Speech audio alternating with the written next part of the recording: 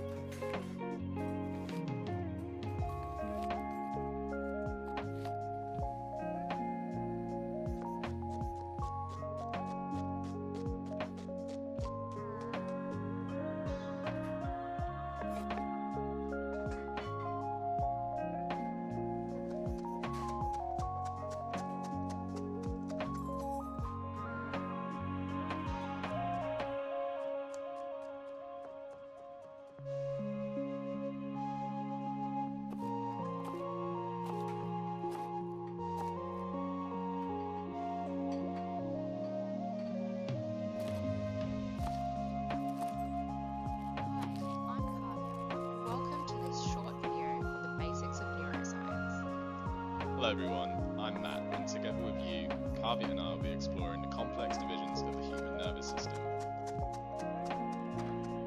The human nervous system can be separated into two key divisions, the central nervous system and the peripheral nervous system. The central nervous system acts as the control center for the body. It's made up of our brain and our spinal cord.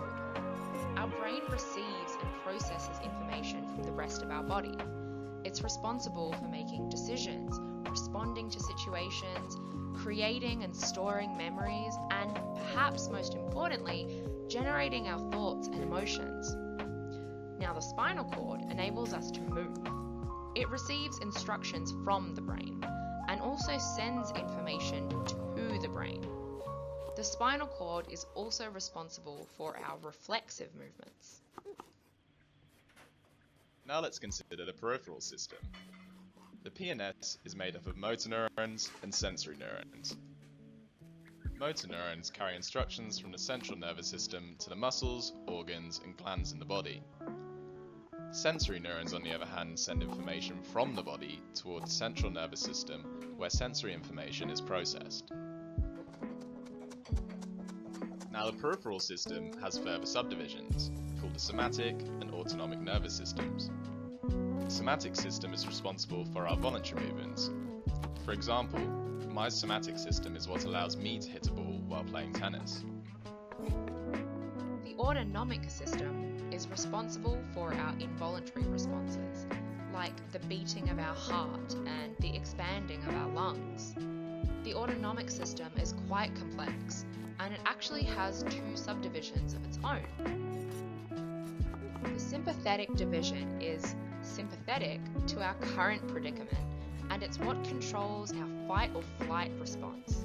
So when we're in a dangerous situation, our sympathetic system starts releasing adrenaline, making our heart beat faster, and sending more blood to our muscles, preparing us either to fight or run away. The other division is the parasympathetic division, and this division calms the body down once the danger has passed. It influences our digestion and slows down our heart rate.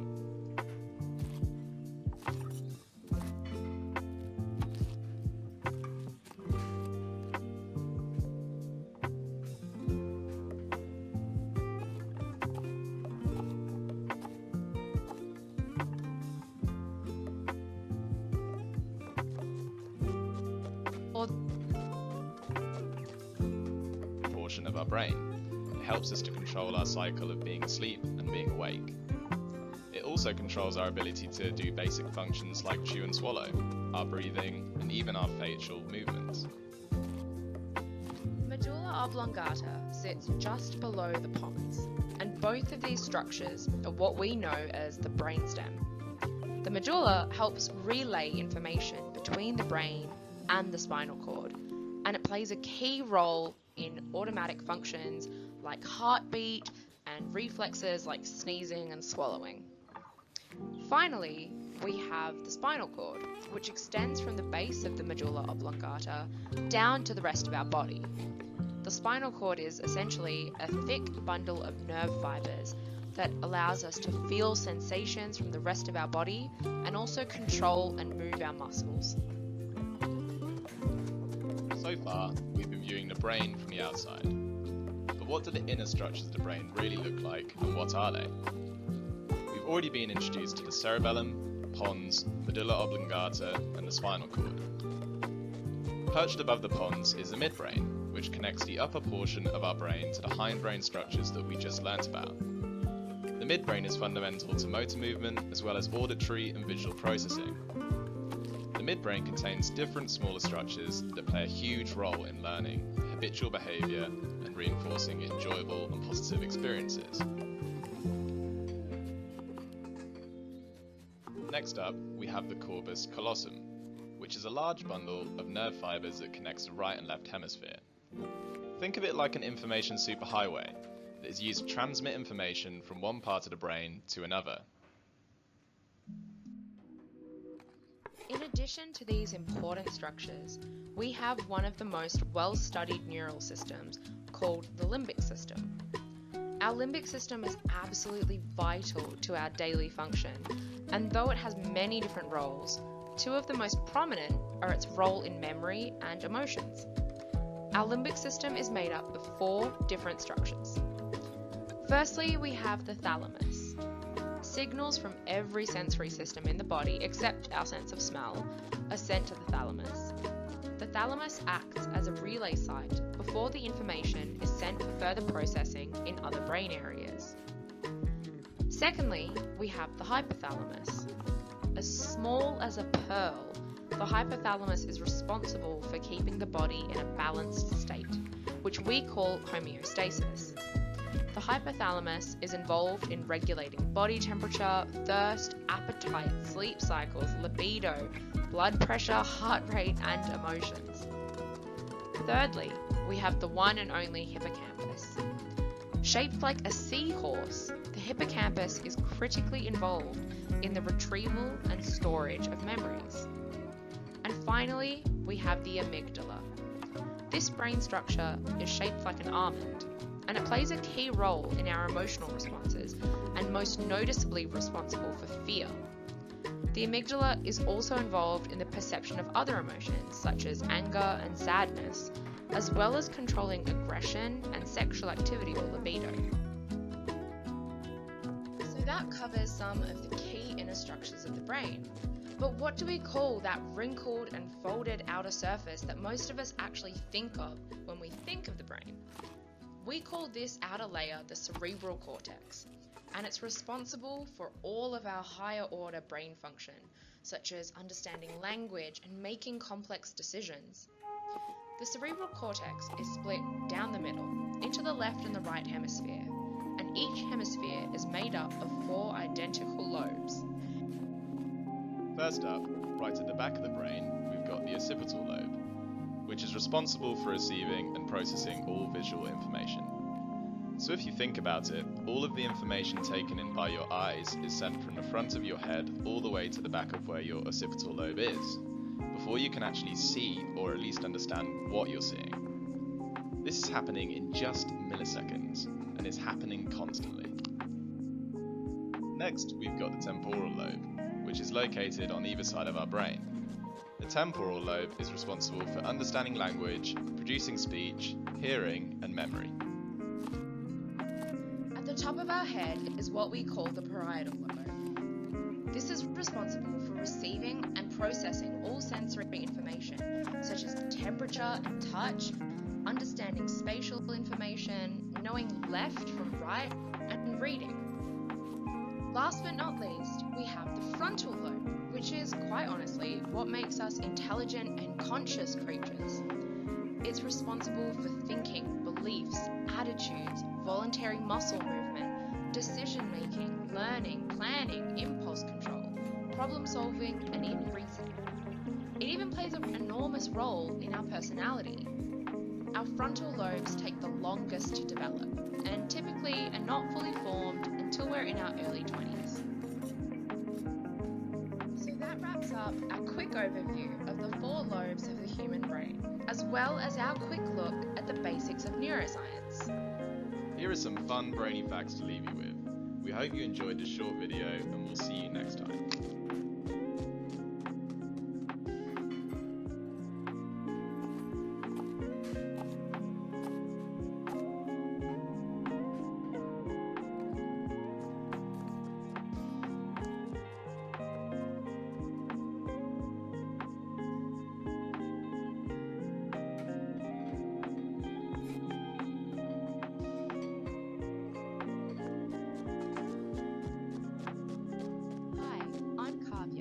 Welcome to this short video on the basics of neuroscience.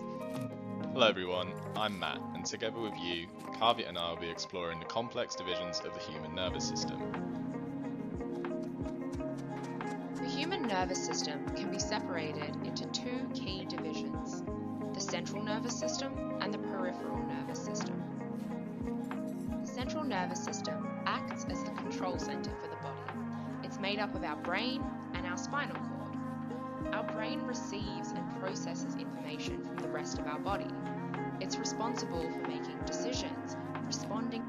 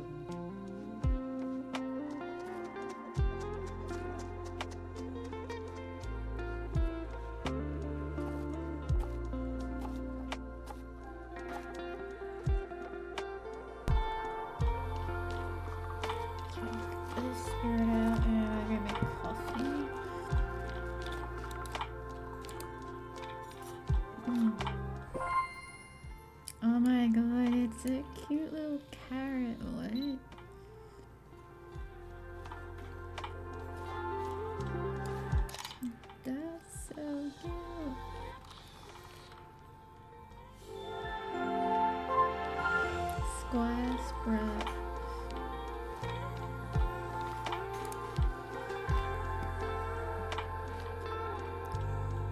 Taking a wrong turn down the veggie aisle at the grocery store might just lead you to the legendary kingdom of Veggie Land. Out for a realm where produce reigns supreme. The brave, bashful Squire sprouts are eager young warriors who hail from this kingdom. Though skilled with a sword, they are still working on their confidence and have journeyed to Spirit City on a quest to prove themselves. Always eager to lend a helping hand, they consider even the smallest task an epic quest, making them a dutiful ally in the kitchen. Squire sprouts can come in a variety of forms, from sturdy root vegetables to leafy greens,